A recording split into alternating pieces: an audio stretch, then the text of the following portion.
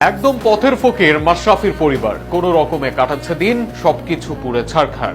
মায়ের শখের বাড়ি ভেঙে চুরমার। ম্যাশ অভিমান করে নাকি বলেছিলেন যে আমার লাশটাও যাতে আর নড়াইলে না নেওয়া হয়। এমন কথা বলার সময় ম্যাশের চোখে ছিল জল, বলতে গিয়ে বাবা গোলাম মুর্তজার নয়নও অশ্রুতে টলমল।